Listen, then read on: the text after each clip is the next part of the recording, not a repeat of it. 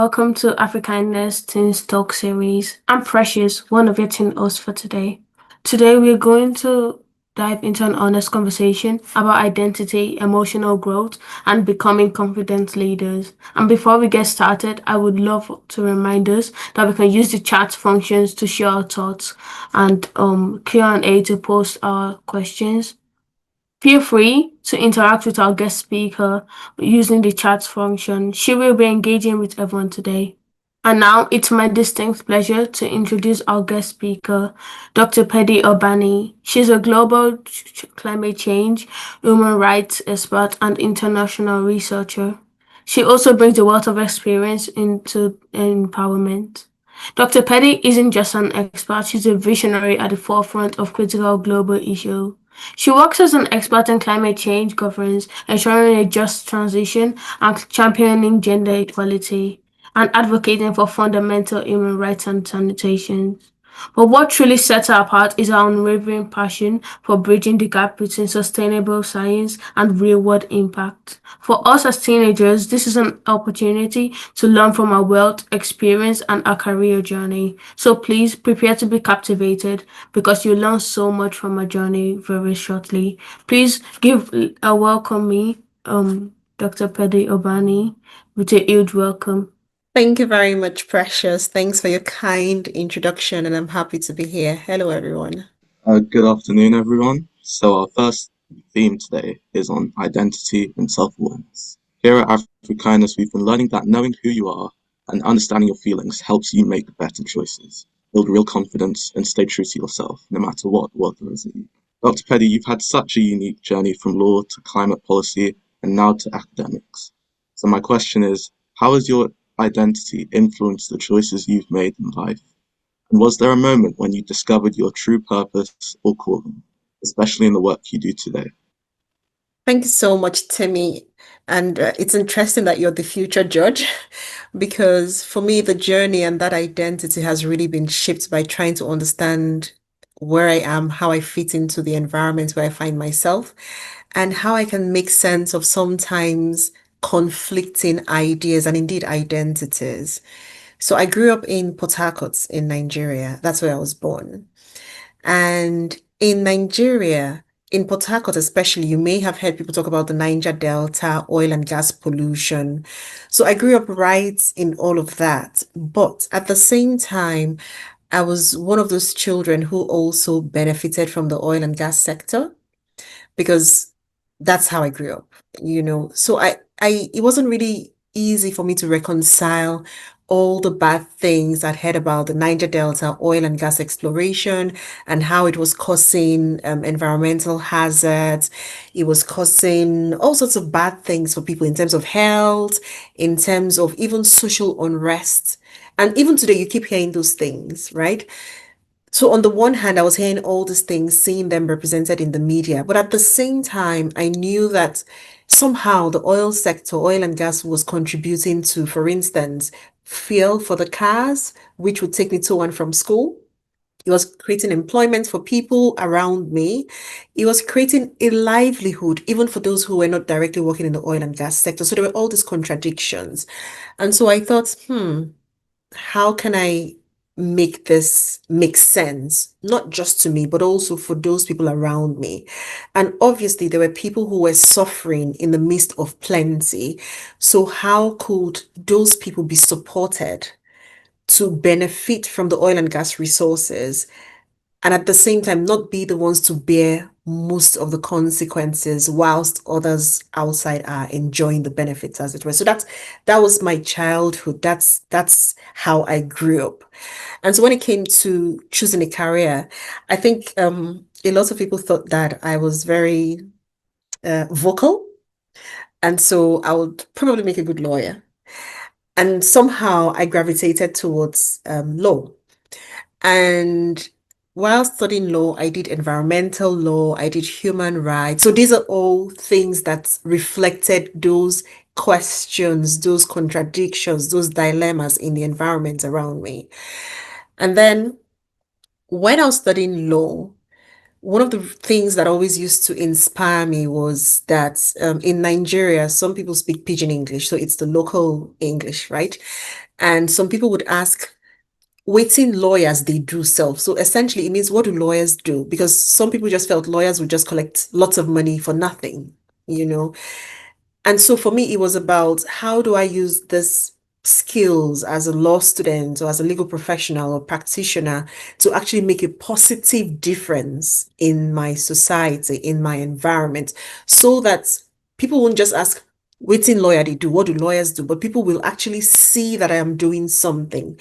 And so the first thing around me was really this problems with oil and gas pollution, but at the same time, oil and gas contributing to the economy. And that was what shaped my early journey into studying law and even practicing law, and then choosing to do a master's in sustainable development, because sustainable development is about balancing economy, society, and environment. So it has been a constant for me, all these years, right from growing up in an environment where these contradictions were real, and then trying to do something about it and choosing to go into a profession that would allow me to do something about it.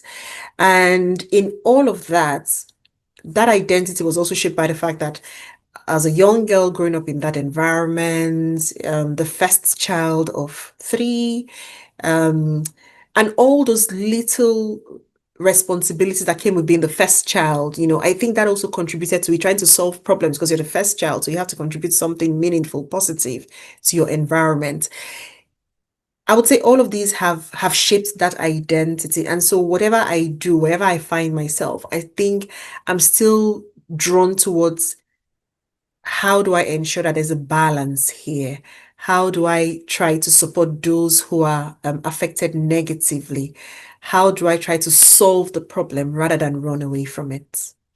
Sometimes it's not just what we're taught, but also what we experience that shape our values. Many people, the drive to stand for justice comes from something personal, something they saw or lived through that made them say, this isn't right. So another question to you, Dr. Pedi, is what personal experiences made you care about fairness and justice? Thank you. So, I mean, building on the response I gave to the first one, clearly being in an environment where oil and gas was both a bad thing and a good thing was a starting point for me. And the drive for fairness and justice was born out of the fact that not everybody seemed to be benefiting from the resource in the same way. For some people, it was positive, but for some other people, it was negative. And the other thing that has been a reason for trying to ensure that there's justice and fairness was also this understanding that I didn't seem to be suffering in the same way as others around me. Instead, I think to a very large extent, I seem to be benefiting.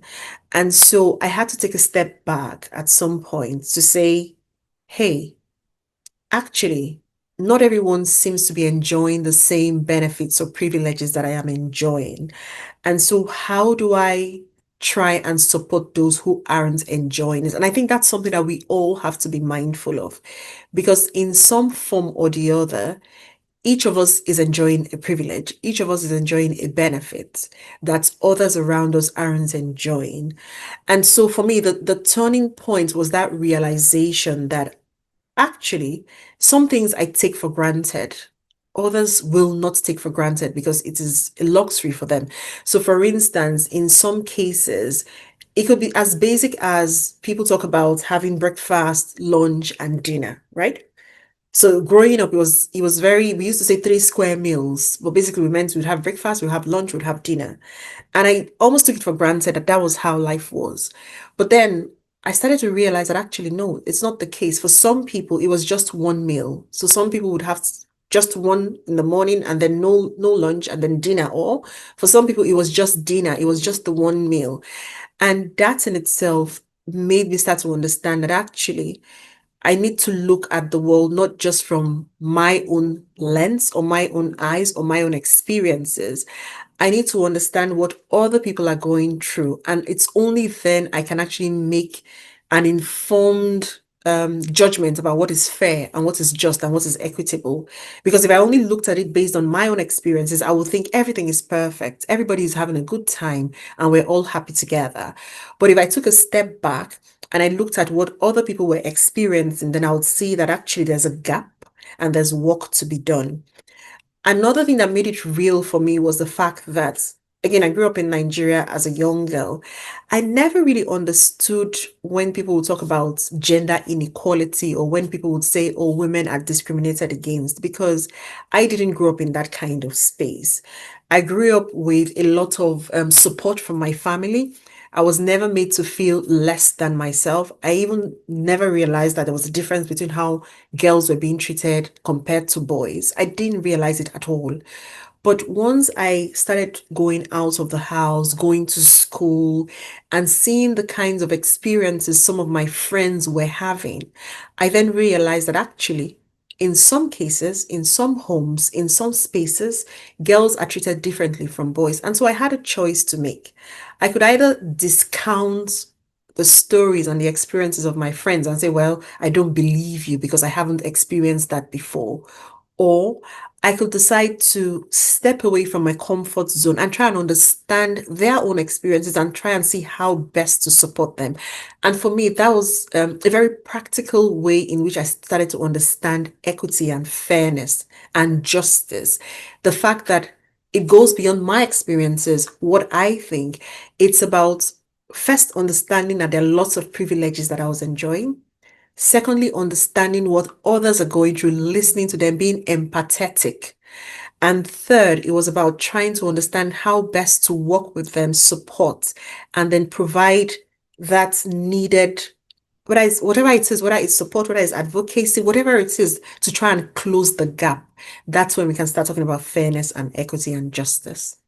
I know Yeah. growing up in Nigeria is a unique experience. It comes with challenges, but also lessons, culture, and resilience. Many people who have not lived in Nigeria, it changes how we view the world and how we connect with others beyond our borders. So, Dr. Pedi, how has growing up in Nigeria changed the way you see the world?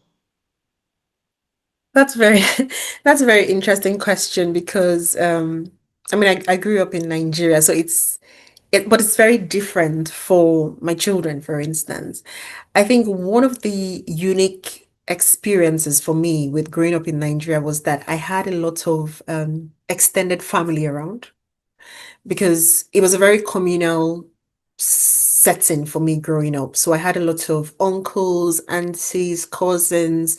There was always someone around. And in fact, everybody was uncle and auntie, simple as. And for me, what that meant was that there was a lot of accountability growing up. And so I wasn't only accountable to my mom and dad, but I was accountable to literally everyone who was older than me because they had a say. And it also meant that I could lean on them when needed.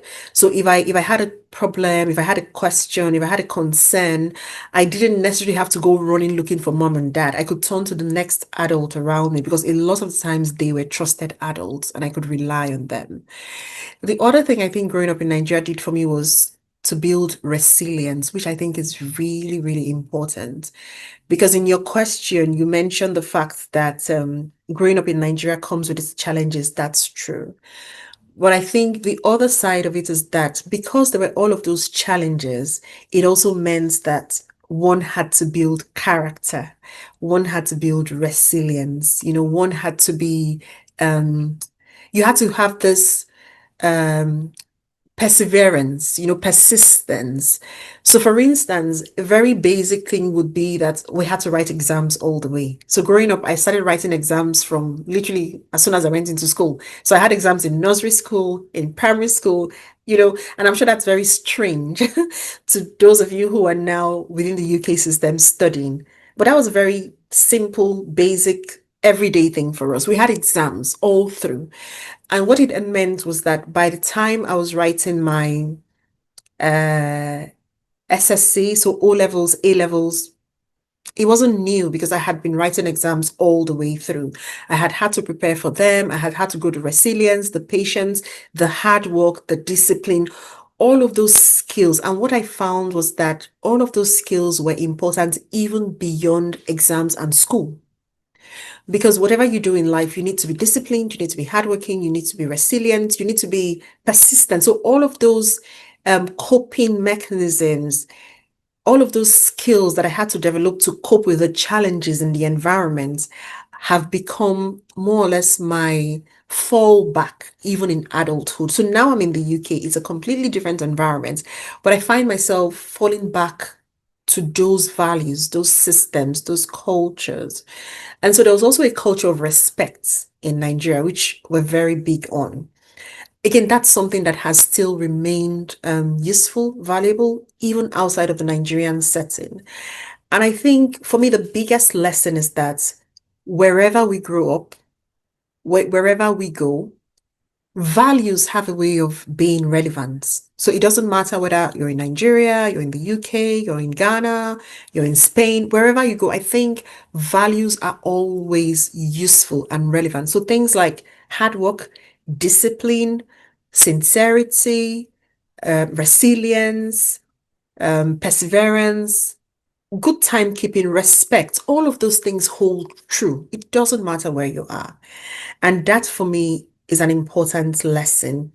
The other thing I really enjoyed about being in Nigeria is that it's a multicultural society. So we have over I think there are over 300 groups, ethnic groups, and each of those groups have their different languages. So you can imagine in one country, you have over 300 languages being spoken, and each of those groups of people have their own outfits they wear, have their own food, have their own style of speaking, have their own festivals.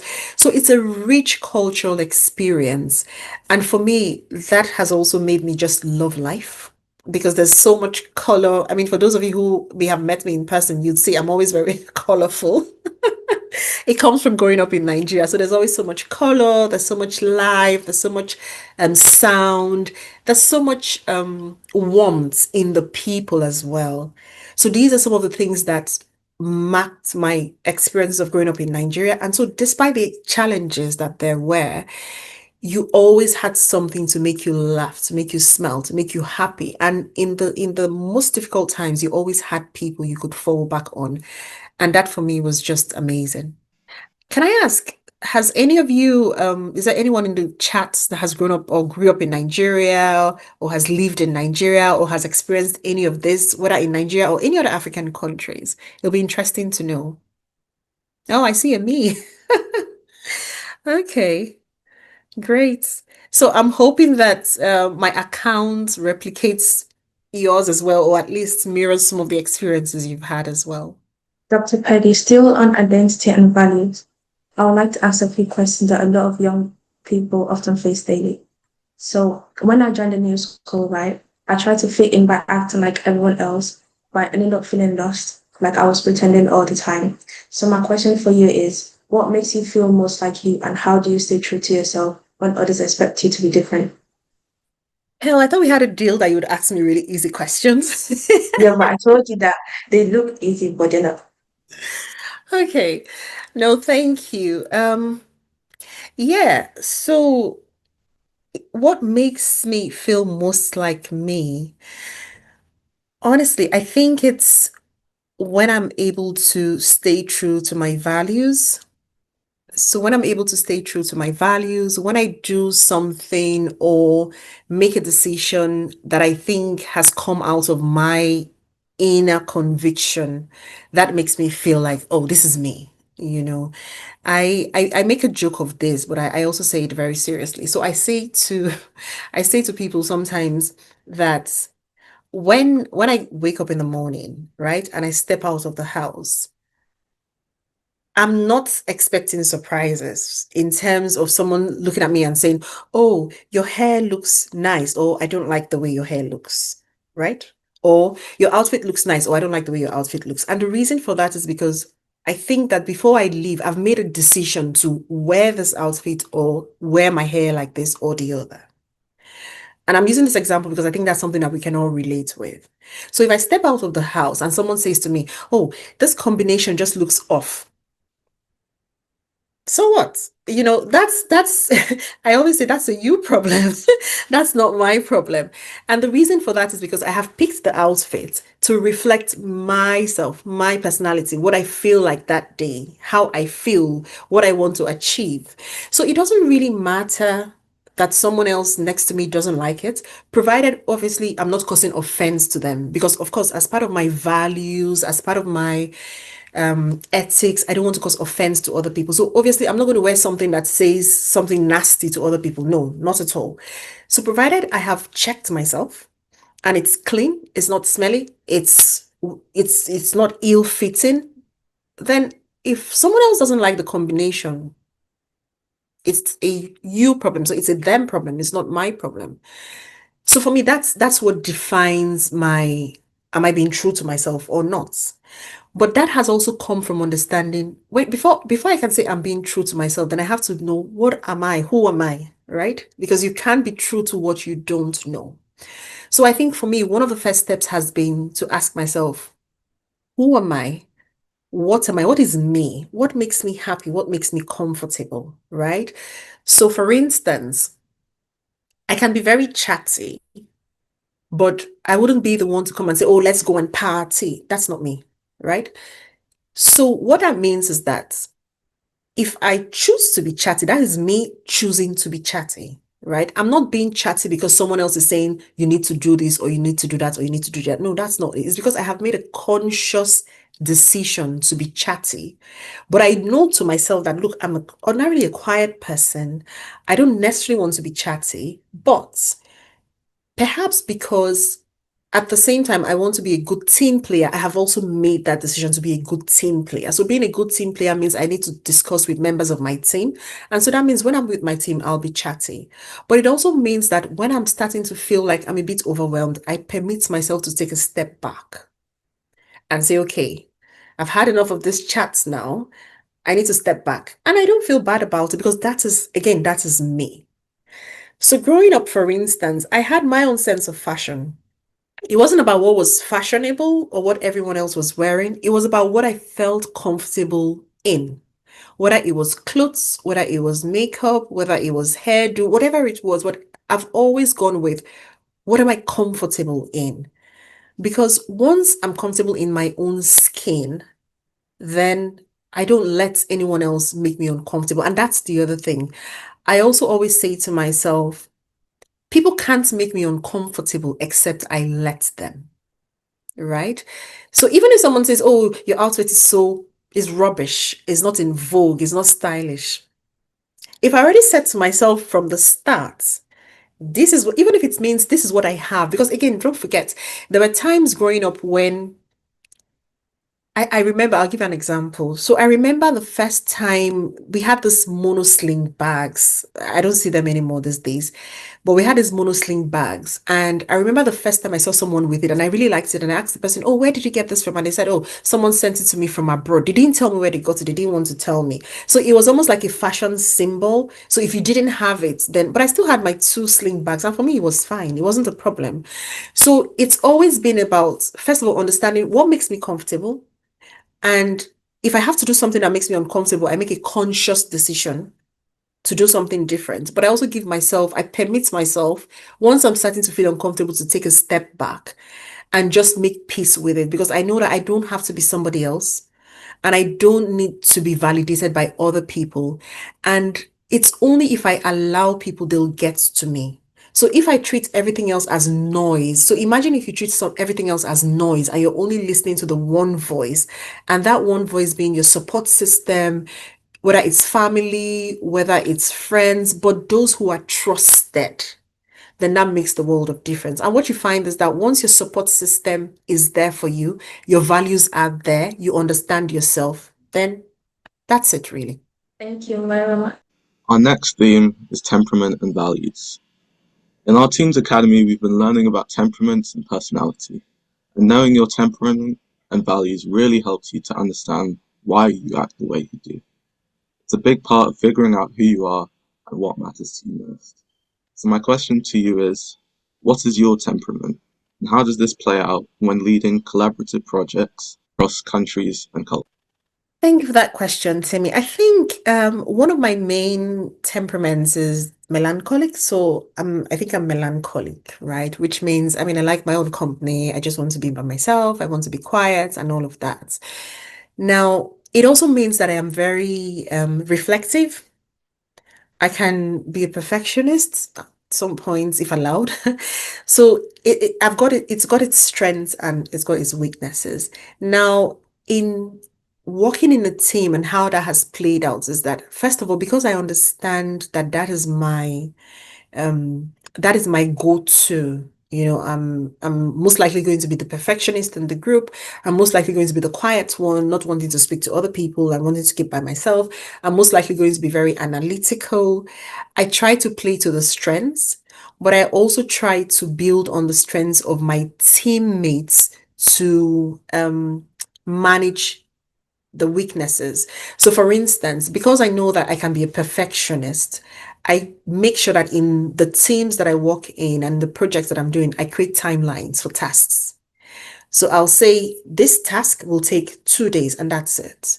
So no matter how much of a perfectionist I want to be, I need to contain myself within the 2 days and then move on to something else. And the fact that I know that I would want to be quiet and by myself, for instance, in the team that I'm currently in, I've decided that, you know what, left to me alone, I'll do everything online, not see anyone. We'll just do the work online and that's it. But now I've made sure that we have a culture of meeting once in person, once online every week. And so that creates a balance. And so it's keeping me in check as well. So I can't get away with just online meetings because right from the start, sat with the team, laid down the ground rules and agreed that we would meet in person at least once a week. And that really helps with the team bonding. It helps with even just the collaborative efforts. So in all, I think it's just been about one, understanding what the strengths of my personality type are, how it plays out, and how it can support the team. So that's level of being analytical is really good. That paying attention to detail is really good. But at the same time, I've tried to put checks in place to make sure that we don't spend the whole time just trying to cross the T, whereas we still need to get to the Z. Dr. Pedi, I've noticed that some people are naturally kind, patient, or fair, no matter where they are or who they are with. And when I ask them why, they often talk about values they live by. It seems like the values we hold really shape how we treat others, how we make decisions every day. So my question is, Dr. Pedi, values guide how you treat people and make decisions, and how do you ensure your values are respected and upheld? Thank you very much. I think that's true. I completely agree with that. And it also reflects the experiences that I've had. So I think the first thing would be to understand what those values are. And so for me, it's about asking myself, what are my values? And one of the things I've also found is that in different circumstances, some things may happen which make me either question what I thought my values were or make me pick up new values. So, for instance, growing up in Nigeria, completely different environment, it was easy to say, oh, I'm respectful, right? And this is what respect means. Respect means if I see someone who's older than me, I say, good morning, madam, good morning, sir. Simple as. Now, moving into the UK, it's a completely different setting where for some people, they don't want to be referred to as madam and sir. And respect then means that I need to tune into what they want and how they want to be addressed and what makes them feel respected. And so the value is still the same, it's respect, but the way it plays out in different environments is different. The same way, again, growing up in Nigeria, I would refer to everyone who was older than me, auntie, female, uncle, male. But in the UK, not everyone wants to be referred to as auntie and uncle if they aren't related to me by blood. So again, it's about understanding what does this mean for this person and how can I translate my own understanding or um, expectations about respect to how I relate with other people around me. In the same way, I knew that growing up in Nigeria as an adult, I would expect people who were younger than me not to call me Pedi. They would call me Auntie Pedi or Sister Pedi or something. There would always be a title. But in the UK, there are children who call me Pedi, and I don't think that's a sign of disrespect because I understand that within this context, it is not a sign of disrespect. So it's about, first of all, understanding what those values are, but also understanding how those values are relevant in the context where we find ourselves. And in terms of how one holds true to those values, I think don't be shy about sharing them. So if something is a value for you, or if it's part of your value system, if it's that important to you, then don't be shy about letting people around you know that, look, these are my values and these are important to me. So for instance, growing up, some people would be shy to say, I can't do this because my parents have asked me not to do it. But for me, I mean, of course, I'll tell you, I can't do this because my parents have said I shouldn't do it. Simple as. After all, in Nigeria, my parents were paying my school fees, they were providing me with shelter and all of that. So, big deal. Why can't I say my parents have asked me not to do this and so I won't do it? It wasn't a problem for me because it was part of my value system that I was respectful to my parents, but it also meant that I was able to hold on to whatever we had agreed as the code of conduct, whether they were there or not.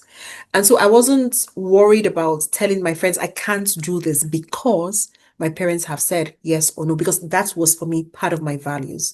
And so if I didn't tell people, I only kept it to myself, then I wouldn't really say it's a value.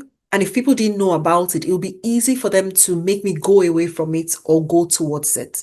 So it's really about working with understanding what your values are and then letting people around you know what they are so that they respect them.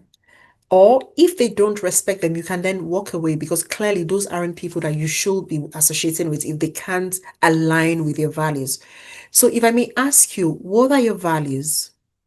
It'll be interesting to know for those of us in the room what your values are, just to get a sense of what is important to you and what you consider to be your values. So you could use the chat and I'll be looking out to see what the values are. Okay, I see respect and friendship.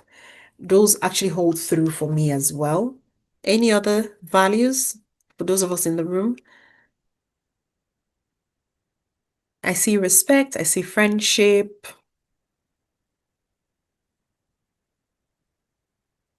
patience. Yeah, yeah. Money, good communication, being loyal,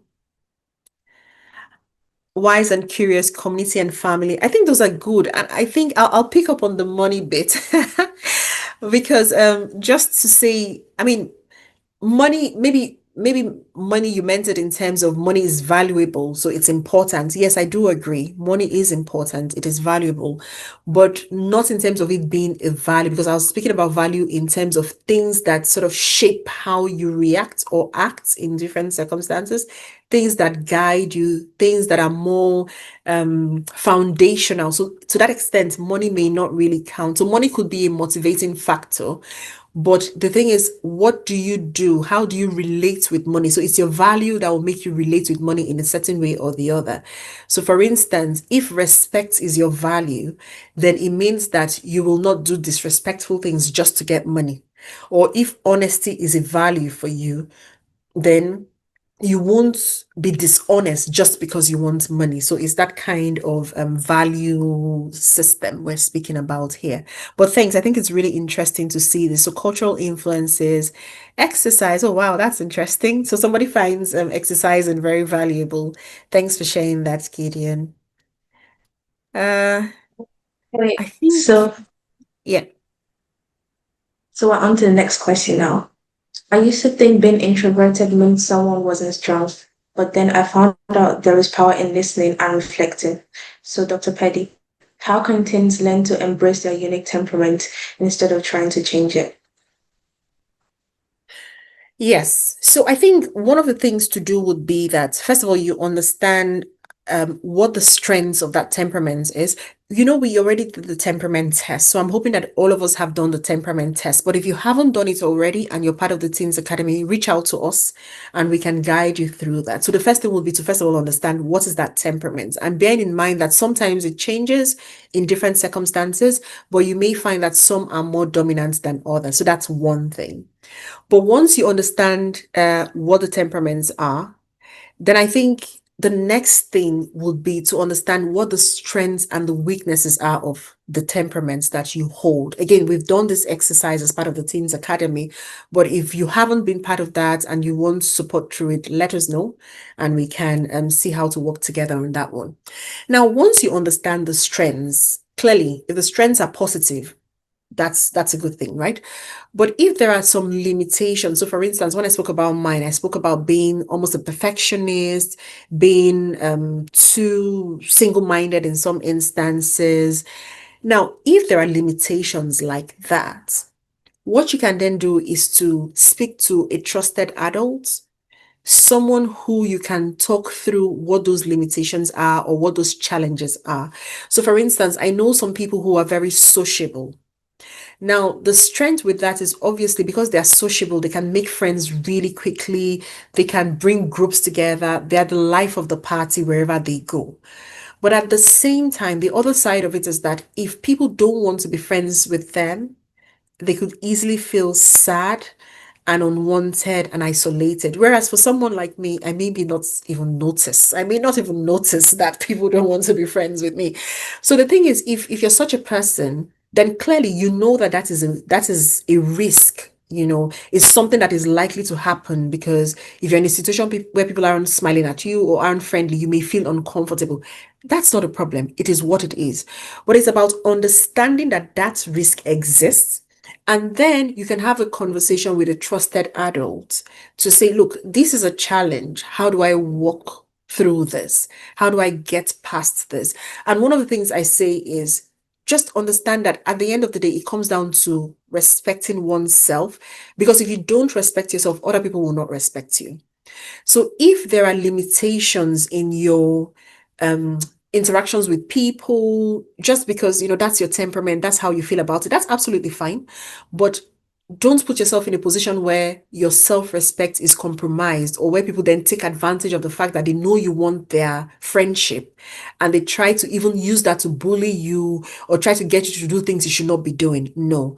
Peer pressure becomes really easy when people understand that actually she cares that we're looking at her, or she cares that we want to be friends with her or not be friends with her. So go to your trusted adults, speak to them about whatever those limitations are, whatever those challenges are, and they'll be able to guide you through how best to overcome them. Thank Oh, you. by the way, should I say the trusted adult is not online? I think that's really important. No, honestly, because I know that there are a lot of self-help tools online. Some are good, some not so good, which is why I'm talking about having a trusted adult, someone who's gone through that, walked the path, has the experience, that can sit with you and at least sieve through the wheat from the chaff. Thank you very much. Our next theme is on leadership. Every teen here is a leader in the making, and learning leadership skills now helps us to build confidence, make good decisions, and positively influence the world around us.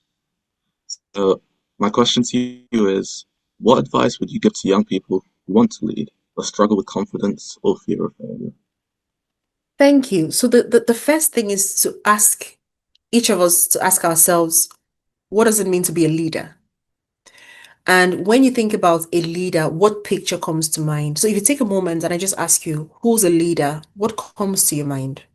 Right? And that's the starting point, because a lot of the times there's a stereotype about who a leader is, what a leader should look like. But the truth is, in some form or the other, each of us is already leading. So if you woke up this morning and you made a decision about something, and you maybe I don't know, picked up a chore at home, solved the problem, took some initiative somewhere, those are all hallmarks of leadership. And in terms of who you see as a leader, you need to be seeing yourself as a leader. Because if you don't see yourself as a leader, even though you have the skills, even though you're doing the things already, you just won't think that you are a leader, and it will affect your self-confidence. So I think one of the first things would be understanding that you're already a leader in your different spaces. You're already doing something that makes you a leader. So it's about honing the leadership skills, because nobody's a perfect leader. So as a leader, for instance, you may be good at strategizing, but maybe you're not very good at getting people to follow your vision. That's okay. There are ways around it. So you could then learn how to do it. There are ways of building those skills. And part of it is taking practical steps like being part of the Teens Academy, taking initiatives like running this program that you're doing now. So all of those are practical ways in which you can be leaders. In your schools, you have school councils. So there are different ways you can be leaders. But one of the first things I would say is find yourself a leader that you think reflects you. Whatever it is you. Whether you're, I don't know, whether you've got afro hair, whether you've got long hair, whether you've got glasses, whatever it is, find yourself that person that is a leader that reflects you, because then it makes it easy for you to think, I can do this. And then obviously you need to take initiative in the spaces you find yourself in. And please don't forget that leadership also comes with failure. Because if you take initiative, if you do things, then you're more likely to fail, which is also fine. Because even if things don't go as planned, personally, I take it as learning how not to do something and learning better ways of doing the same thing. So leadership is about taking risks, taking initiative, and just driving forward with it. And honestly, you're all leaders already. When I was choosing to lead a group project, I thought it meant I had to take control of the project. But I realized that the more I listened, instead of just giving directions, the better we work together as a team. So my question for you is, what does real leadership look like, and how can teens start practicing it today? Thank you. I think that's a really interesting question. And there are different opinions on the different types of leadership, right? So some people talk about the transformational leader, some people talk about the inspirational leader and all of that. But I think one of the main things about leadership is different from managing people. So I really like the lead up to your question, because if you're managing people, you're telling them, do this, don't do that, don't do the other. But that is not leadership. Leadership is really about being able to inspire people to work with you. And if you're going to inspire people, you have to listen to them. So part of the skills you need to develop as a leader would be your listening skills. It will be your engaging with people. It would even be sometimes negotiating what the outcome of that project should be. So you may have started out with a vision to say, okay, this project, I think we should be ending it in 2 days. But then leadership means you're able to listen to your team members when they tell you, no, you know what, 2 days will not work. It needs to be 1 day, or it needs to be 5 days. And if they give you good reasons for that, that is part of the leadership, because you need to be able to listen to the people you're working with. You need to create space for people to grow, not just yourself, but people in your team to grow as well. So all of these are very practical ways in which you can become a leader in your team and make it what everybody's well. Because if you do that, people will trust you better.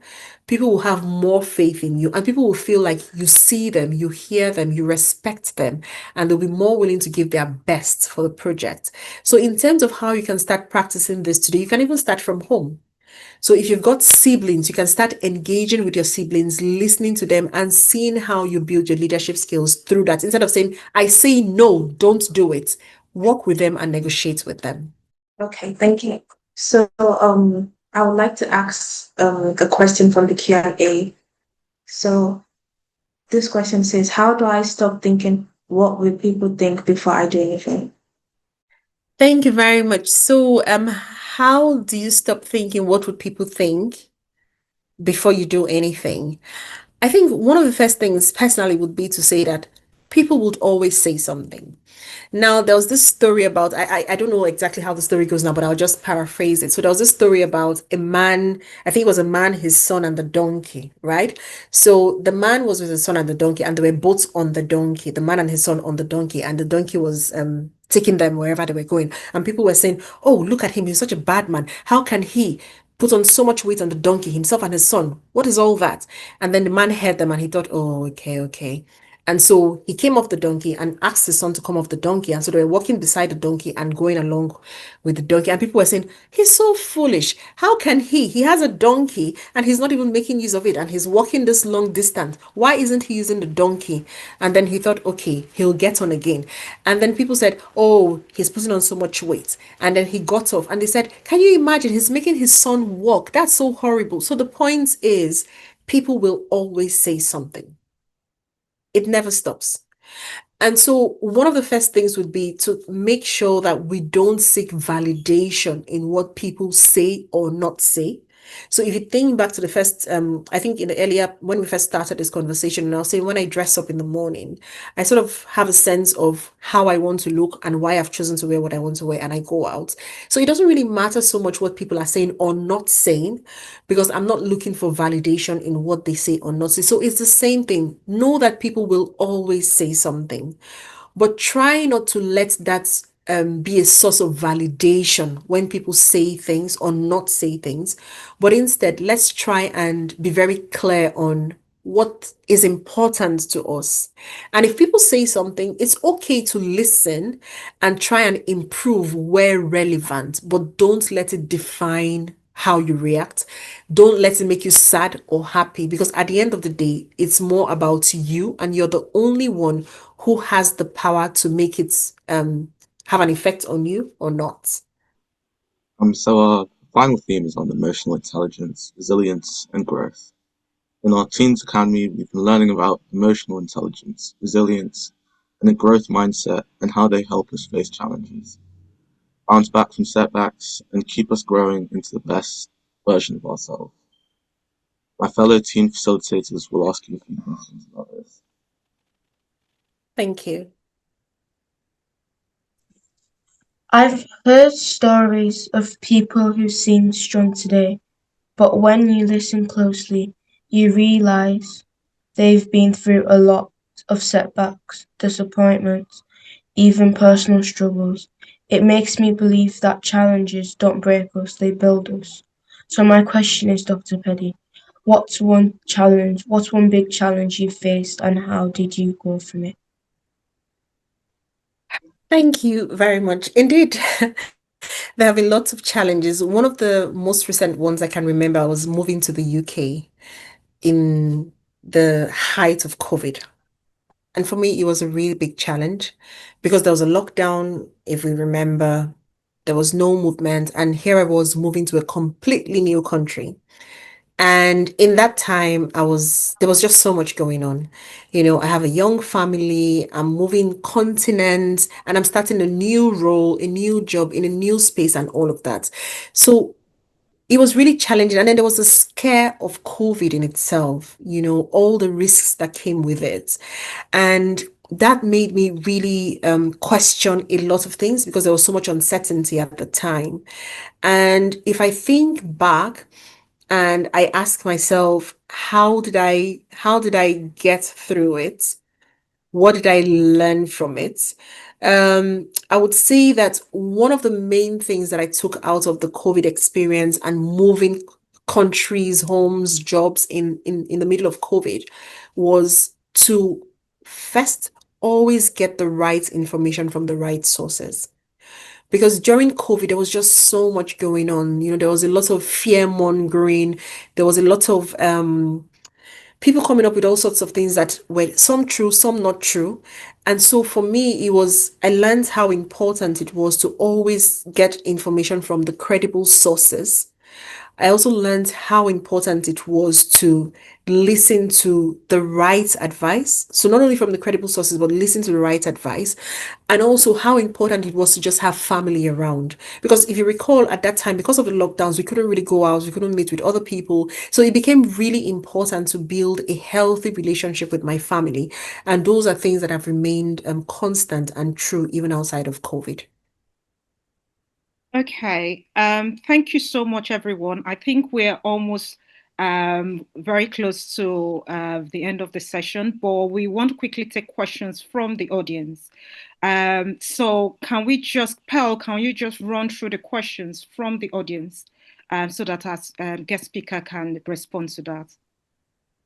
Okay, so There is this question. It says, "How do you adjust? How did you adjust from the culture and environment of the UK coming from Nigeria? And what do you miss about Nigeria and the positive changes have you noticed about the UK?" Thank you very much. So, how did I adjust from the cultural and environment of the UK coming from Nigeria? To be honest, there are lots of similarities. So it's not very different. So for instance, for people in Nigeria, and especially for people who would have lived in the cities, I lived in cities all the time I was in Nigeria. There's no language barrier. So it's the same language. And then even in terms of the profession, it's very similar. So the kinds of work I was doing in Nigeria is very similar to what I'm doing in the UK. So I didn't really have a culture shock in that sense.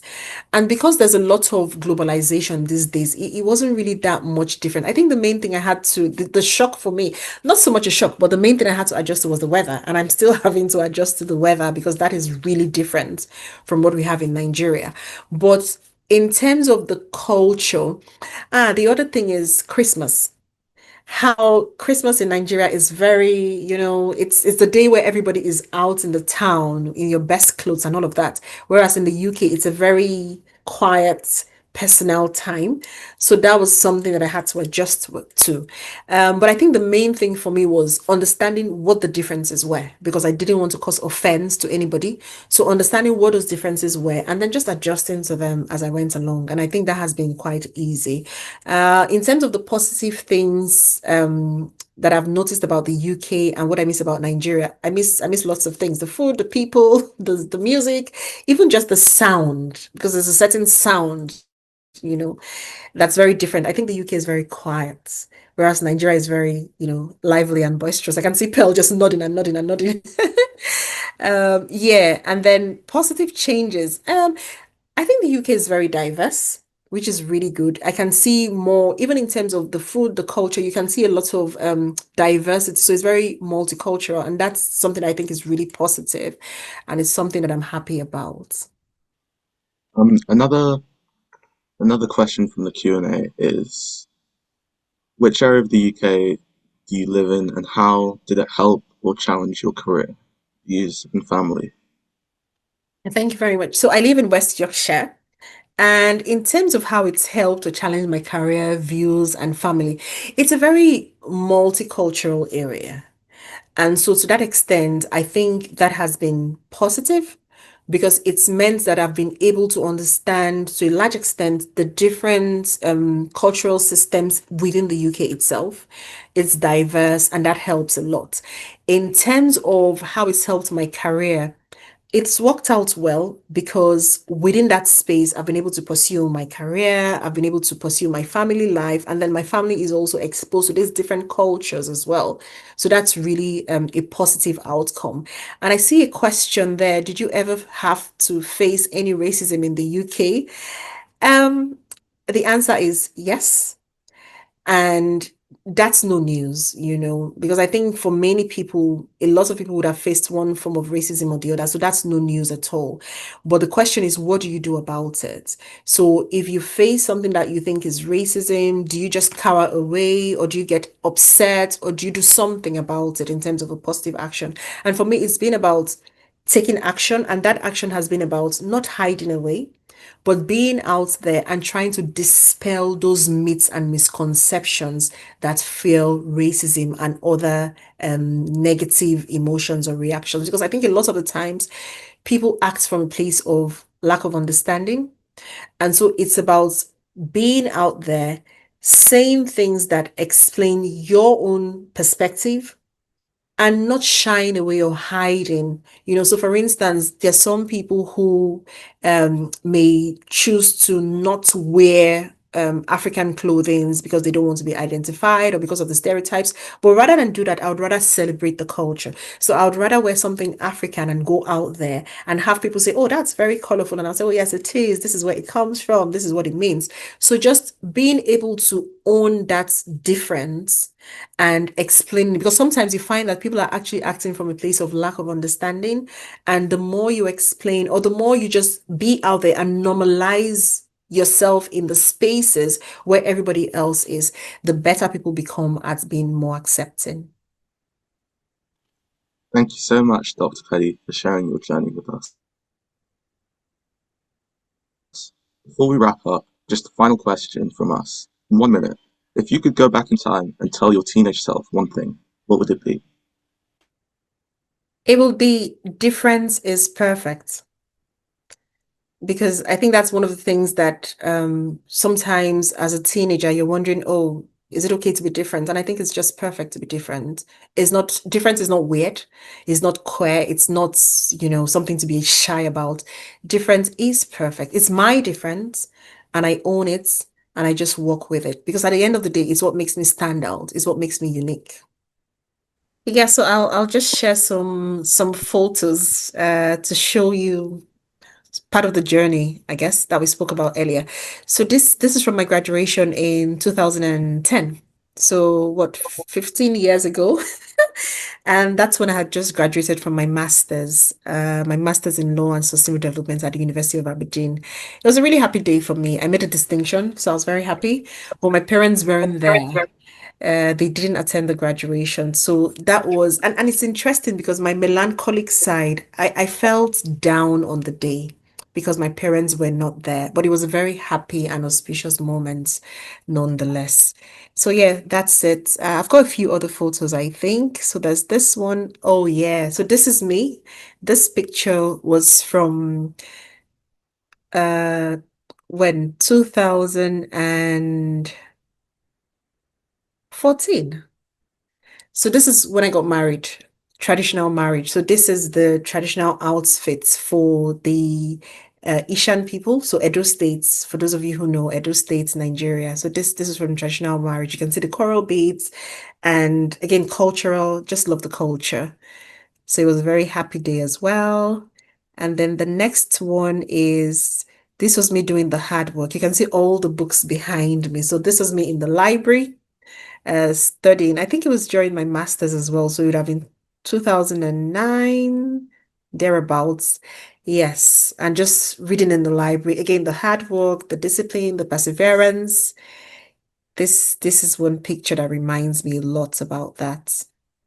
I mean, these days, lots of the reading is online, but here I was in the library. We didn't have as many. We did have soft copies, but not as many. A lot of the law reports, as you see behind, were still very much in hard copies. And it just felt good going to the library because in the library, you're focused. There's less distractions, whereas studying online can come with its own distractions because there are all sorts of things popping up. So this is a photo from the library. Yeah, I just thought to share this with you and to give some flavor of the conversation we had earlier. But it was a delightful experience for me having this conversation with you, sharing with you, and also just thinking through my journey because of the questions you asked me. So thank you to all of you facilitators. You've been brilliant. You've been amazing. I hope you found the session helpful, useful, insightful. And please, please, please, if you've got any further questions, even after this, feel free to get in touch. I'll be more than happy to respond. Thank you. Thank you so much, Dr. Pedi, for your time and honesty. You've reminded us that leadership comes in many different forms and that being strong means growing through challenges, and we all have the power to support each other emotionally. To every young person listening, your voice matters and you don't have to have all the answers, just the courage to keep learning, growing and being truthful to yourself. Our next team talk is on Thursday, the 7th of August, 2025, with an award-winning engineer, Titi Olade. Please scan the QR code and register for our next session. We would love to have you join us for yet another inspiring Teen Talk series. Thank you to our guest speaker, Dr. Pedi. Thank you for the teen facilitators for leading a great conversation, Temi, Pearl, Precious, Fumi, Radiant and Cora. And thank you for every parent that joined us today. Your support means everything as we grow and develop into the leaders of tomorrow. And many thanks to every young person that joined us, interacted and asked questions today. Until next time, it's bye from us.